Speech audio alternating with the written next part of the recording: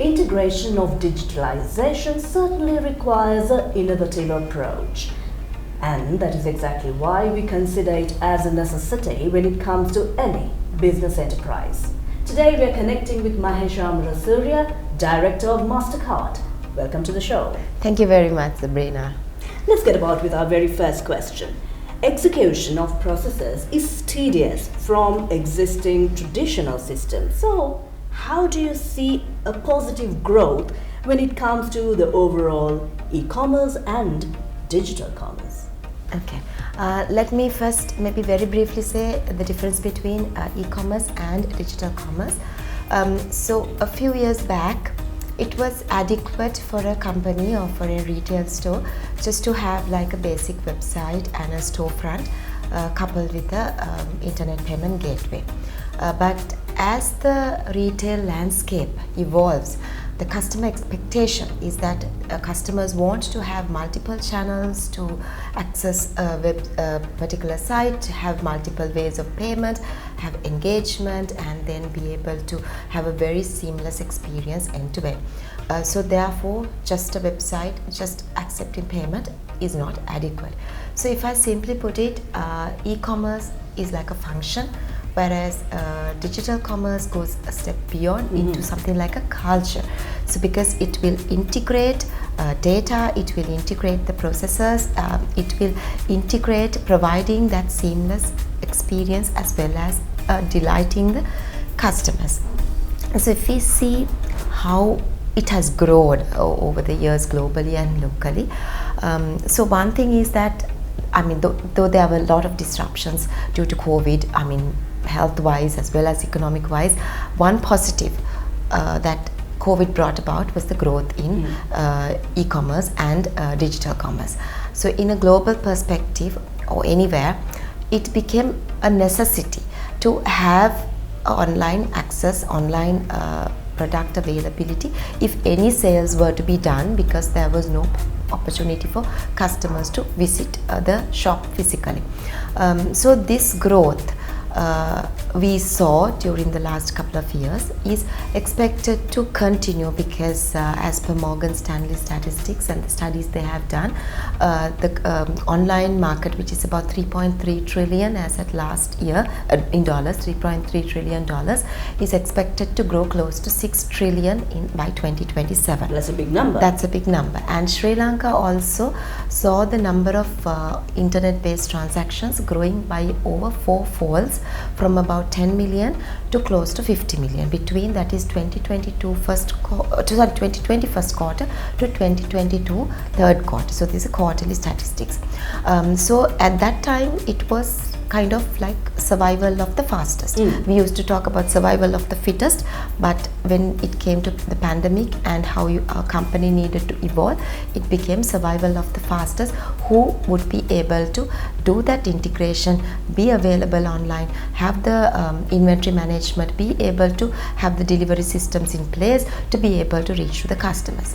So now about 3 years down the line, people can visit stores, but online shopping has become part of the lifestyle for the customers. So therefore it is also part of the strategy for the merchants or the retail stores as well. And you see a forecasting of this numbering increasing, of course, yes, isn't it? Yes, absolutely. So it has become part of the company's strategy.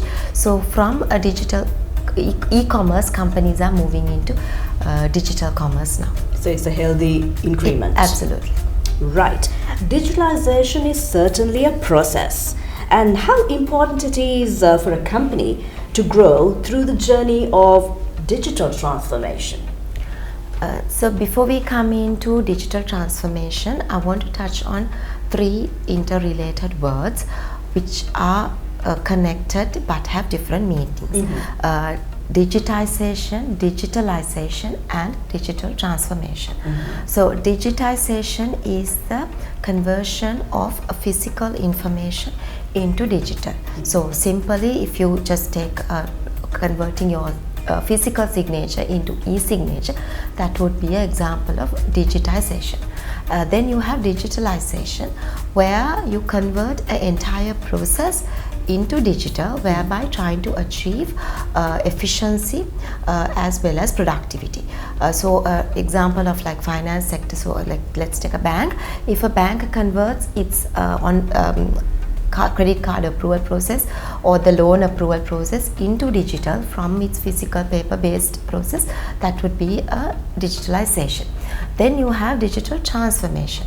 So here it is another step further about creating value. So it is again integrating the entire system to give a better value proposition to the end customer. So let's take, again I am taking an example of a bank. If a bank takes the entire customer onboarding process, so that is reaching out to the customers, customer acquisition, onboarding, know your customer process, completing of the applications, then going into any approval process if required, and thereafter the rest of the customer engagement also being all on a digital platform, that would be a digital transformation. Do you suggest that certain digital transformations should be localized? Yes, it should be localized because it should be able to cater to the particular customer segment. So if you look at the benefits of digital transformation, it is derived, or the main purpose of it is customer satisfaction, because the customer get a seamless experience and it is convenient because there is no need to physically visit any place. You can do it at your own convenience at whatever the convenient time, and also it creates a better engagement because the customer can anytime reach out, probably chat on a bot and be able to get the answers quickly. So that sort of customer engagement is there. So the next point which is also important is there is data-based insights which can again connect to the decisions of the company internally as well as externally to customer side. So internally, now if you take like a supermarket, it will have all the data to show what time a customer visits, which kind of profile customers would come into the supermarket, the footfall at different times, what sort of products they buy, what products are required in what geographical areas. So accordingly, it on one hand supports the inventory management and have a better control of its costs and better control of the space, better control of the footfall, traffic, all that.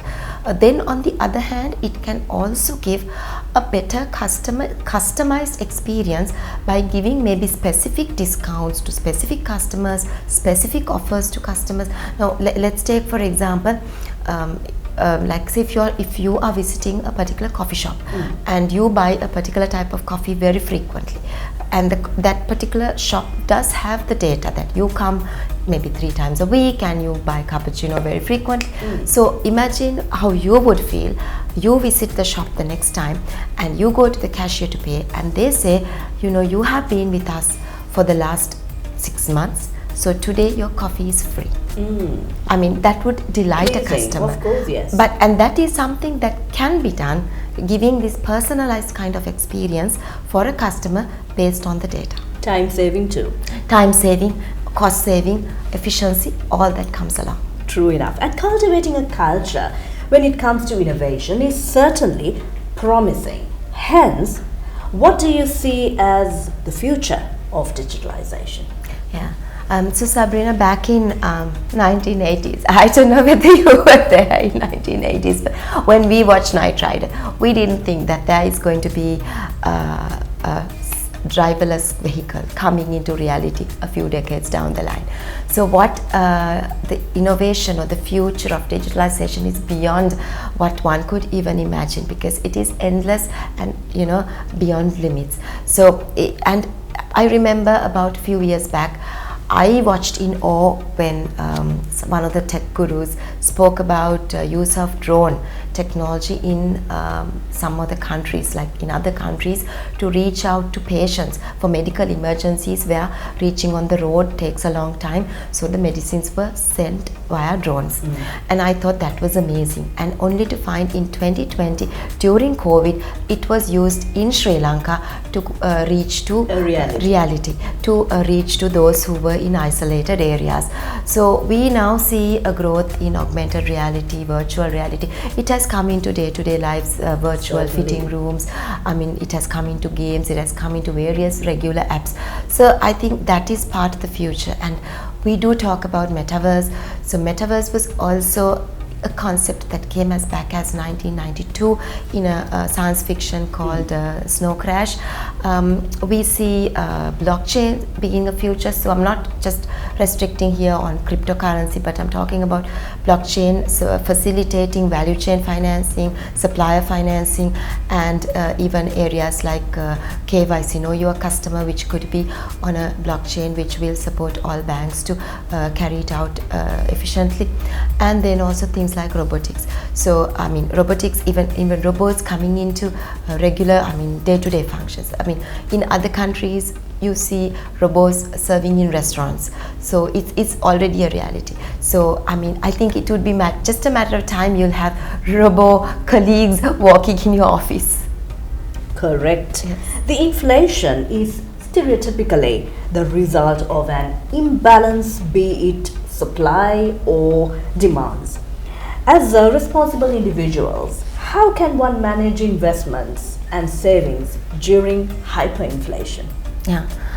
So we did face hyperinflation. I think just about 7-8 months back, the inflation went up to the headline inflation went up as high as over 60%, and food inflation reaching almost 100%. So however, with the certain macro and micro policies that has been taken in the country, we do see a drop in the inflation at the moment. As at April, it has come down to about 30%, and just today the May inflation has been down to about 25%. That is the headline inflation, so which is a good sign. But still we are in a high inflation situation, because we have been a single digit inflation just about even 2 years back.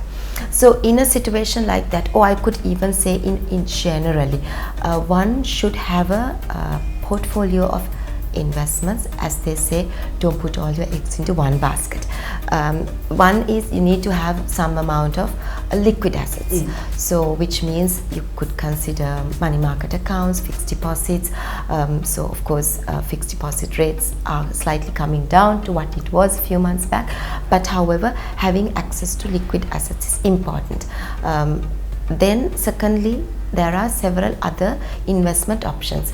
So stock market is an investment option, but what's important there, because now with what has happened in our economy, there are stocks that are undervalued, so which means you have to make an informed decision there, not just invest as a gambling.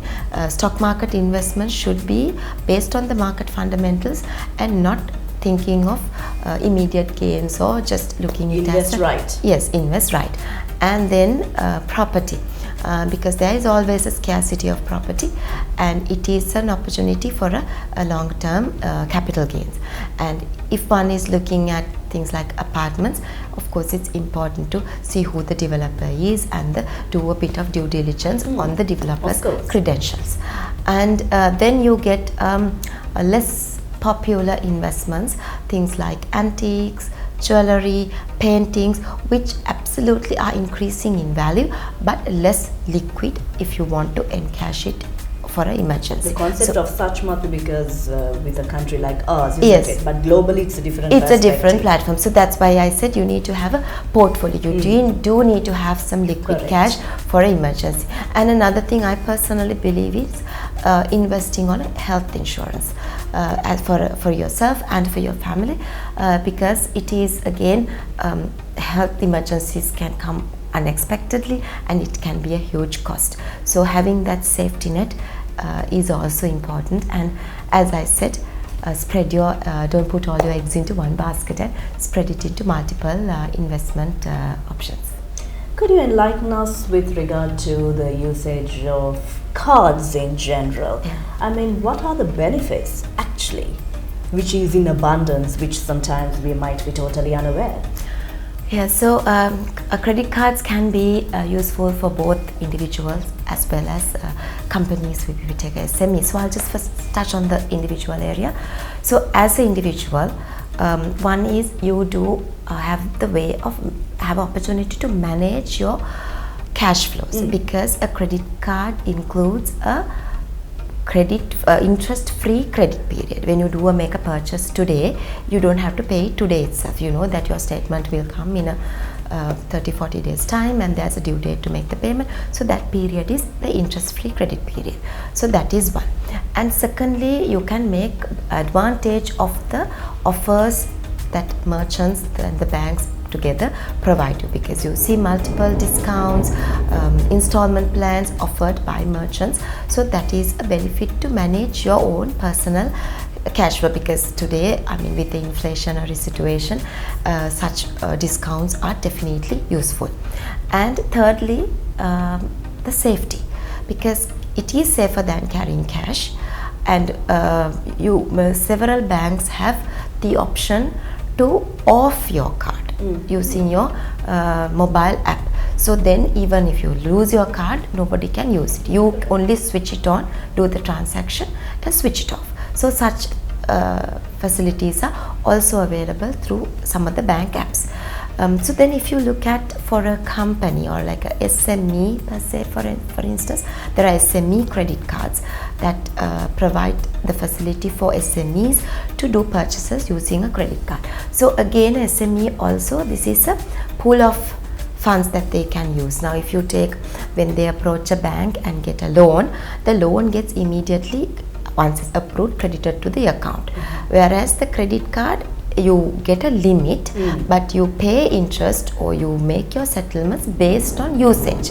So you may not use your entire limit of 1 million or 2 million today. So you can gradually make use of it, and as you use it, then you need to settle it as and when. Again, the interest-free credit period is applicable there as well. So my recommendation is for a SME especially, get a